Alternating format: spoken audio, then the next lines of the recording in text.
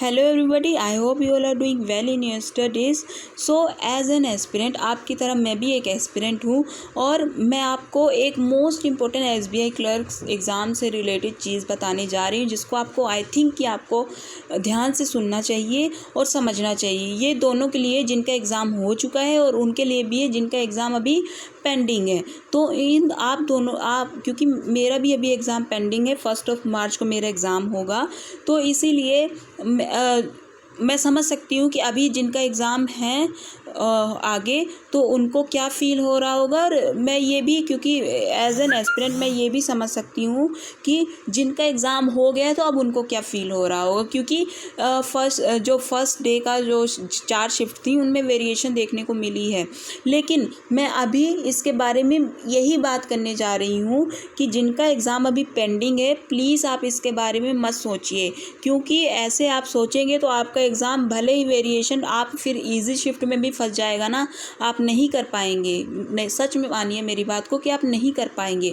इसीलिए मैं आपको ये क्योंकि जो मैंने फ़ील किया मैं वही बताने जा रही हूँ, क्योंकि इतनी सारी वीडियोस अब यूट्यूब पर आ चुकी हैं। मैं उनका बिल्कुल भी कुछ भी नहीं बोल रही हूँ कि क्या उन्होंने आपको जानकारी देने के लिए वीडियो बनाई है। बहुत सारी वीडियोस आ चुकी हैं जिनमें यही है, वो सच भी है कि हाँ, वेरिएशन देखने को मिली है, अलग अलग शिफ्ट्स में अलग अलग वेरिएशन देखने को मिली एग्ज़ाम लेवल में। तो मैं आपको एक बात ये बताने जा रही हूँ कि अब उसका क्या फ़ायदा है। आप ये पहले समझिए ना कि उसका क्या फ़ायदा है।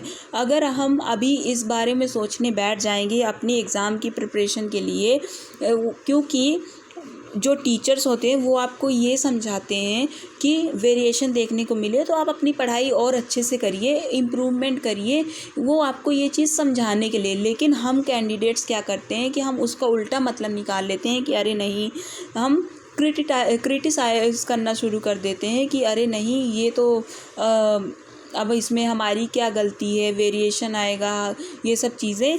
तो मैं अभी आपको ये एक इम्पोर्टेंट चीज़ बताने जा रही हूँ कि आपको अभी क्या करना है। आपको सिर्फ़ और सिर्फ अपनी पढ़ाई पर फोकस करना है, अभी और किसी चीज़ पर फोकस ना करें, क्योंकि अगर आप किसी और चीज़ पर फोकस करेंगे तो आपका माइंड डाइवर्ट होगा, आपका कॉन्फिडेंस, मोटिवेशन आपको नहीं मिलेगी, कॉन्फिडेंस लूज़ होगा और आप एग्ज़ाम में गड़बड़ कर आएंगे और आपके अटैम्प्ट भी कम होंगे। पर अगर आप उसको एज अ पॉजिटिव वे में लेंगे कि अच्छा, क्योंकि अगर शिफ्ट में वेरिएशन, तो हमें हर एक तरह की शिफ्ट में तैयारी होनी चाहिए। अगर इजी शिफ्ट आ जाए तो उसमें हमारे number of attempts with accuracy ज़्यादा होने चाहिए, और अगर टफ़ शिफ्ट आती है तो वो सब के लिए आती है, तो हमें उसके मुताबिक हमारा इतना डिसेंट अटैम्प्ट हो जाए कि हमारा अगर टफ़ शिफ्ट भी आती है तो हमारा क्लियर हो जाए। ये माइंडसेट लेके जाना चाहिए, ना कि ये सोचना चाहिए कि अगर टफ़ शिफ्ट आ गई तो हमारा क्या होगा, हम तो क्लियर कर ही नहीं पाएंगे। ये बहुत ही गलत माइंडसेट है जो अगर आप लेकर जाएंगे। तो इसीलिए अभी फ़िलहाल अपना फोकस प्रैक्टिस और प्रैक्टिस पर कर दीजिए। और इतना भी नहीं, अगर आपके मार्क्स कम अभी आ रहे हैं मॉक टेस्ट में, तो आप जिस सेक्शन को आप अच्छे से एनालाइज करिए और उसके सेक्शनल मॉक लगा लीजिए, 1-2 आप देख लेना, आपका इम्प्रूवमेंट होगा। सेक्शनल मॉक के लिए तो मैं बहुत टाइम से हर एक वीडियो में बोलती हूँ कि सेक्शनल मॉक बहुत अच्छे होते हैं आपकी स्पीड एक्यूरेसी बढ़ाने के लिए।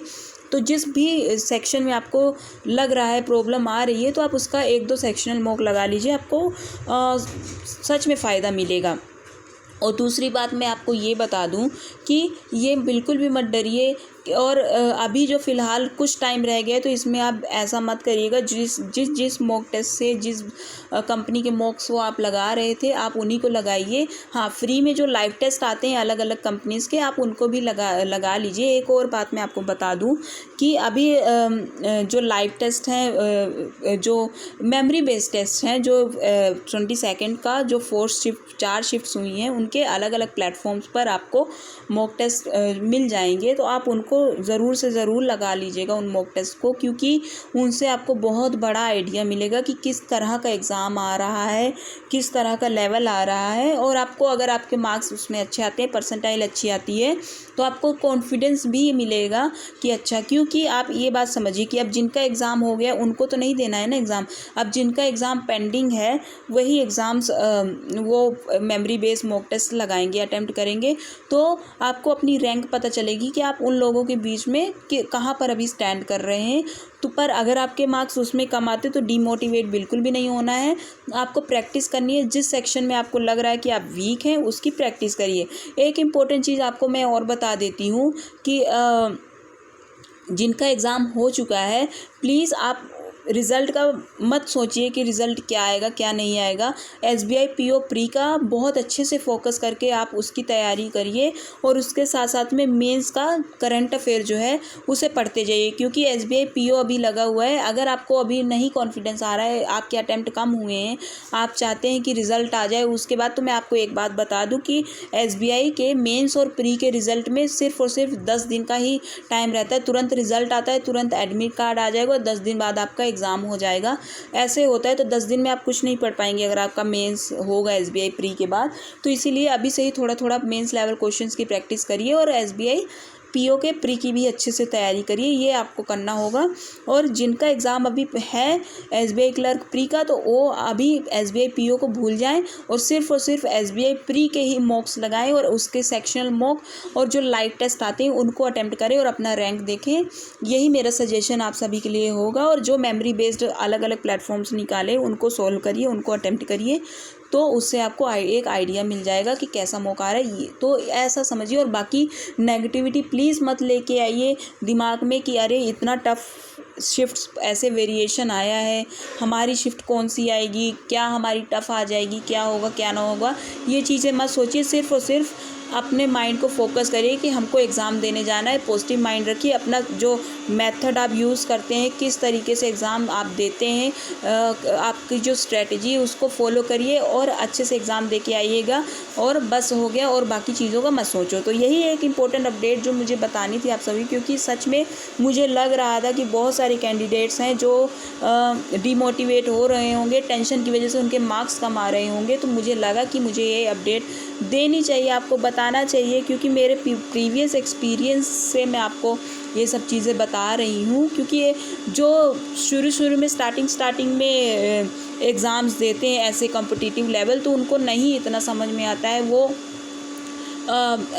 उनको थोड़ा सा ज़्यादा नर्वसनेस होती है, ये सब चीज़ें होती हैं। पर जो कैंडिडेट जिनका प्री और मेंस वगैरह बहुत सारे दे चुके होते हैं, तो उनको ये सब चीज़ों से वो गुज़र चुके होते हैं, तो वो यूज्ड टू हो जाते हैं ये सब चीज़ों का, तो वो इतना दिमाग में प्रेशर नहीं लेते हैं।